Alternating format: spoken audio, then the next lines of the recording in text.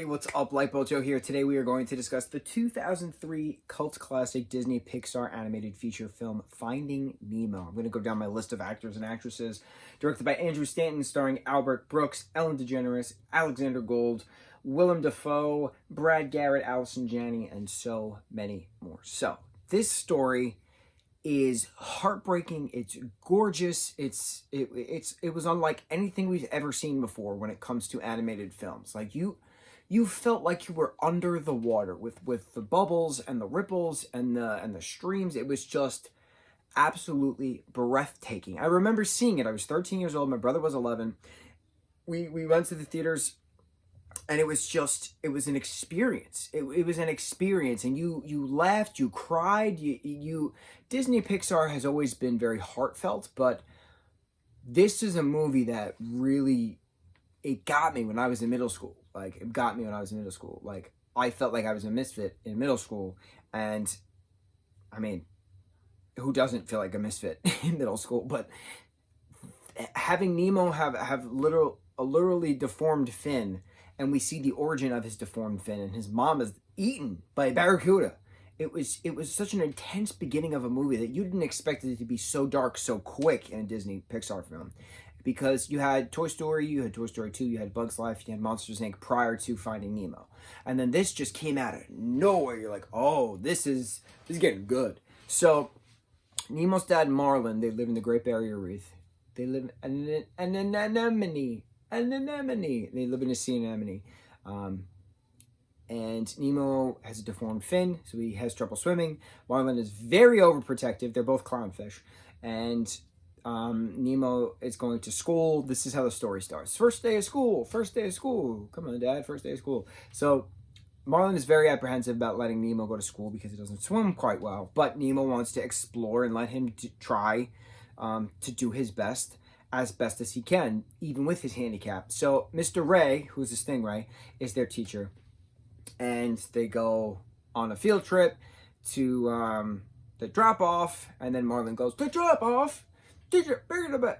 And so Nemo and his little school classmates are like doing bets. And like one of the kids is a seahorse. And he's like, yeah, I don't think you can touch the butt.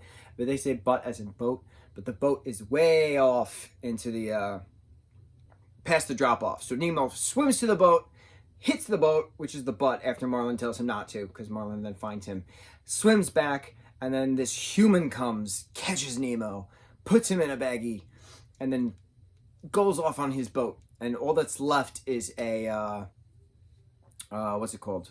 Face mask, that swims down, that drops down. So Marlin then chases after the boat, doesn't chase it, can't keep up with the boat, and then he crashes into this hippotang, who is Dory, our beloved Dory, voiced by Ellen DeGeneres. So then Dory has short-term memory loss. So you have Nemo with a physical handicap, and you have Dory with a mental disorder, with a mental handicap. So this is bringing so much realism and light and representation into stories 17 years ago that no one would have thought that we would see on a screen. So it was very inclusive, represented in fish, but it was still inclusive. So Dory and Marlin go on an adventure to find Nemo. So they wind up meeting 3 sharks. Bruce is the big great white. Fish are friends, not food. There's a whole scene with a submarine there. It's very, very impressive. Then you have different, sea creatures here and there. Then you have Crush, the sea turtle, with his son Squirt, riding the EAC, East Atlantic Current. So it was a very mahalo-y, sick dude kind of thing. It was cool having the jellyfish being portrayed as high, because jellyfish, sea turtles bite on jellyfish to get high because of the toxins. So it was fun seeing the sea turtles high in the movie, which I didn't think of when I was a kid, but now that I've learned things as an adult, it's very interesting to see.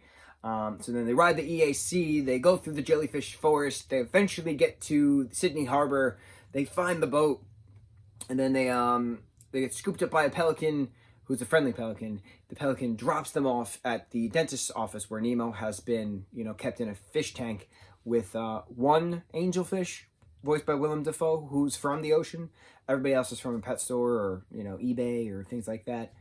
So many memes come from those fish. There's a Buzz Lightyear toy randomly in the doctor's office by a playpen. That's cool. Darla, the nephew's, the dentist's niece who kills fish, is an hysterical character.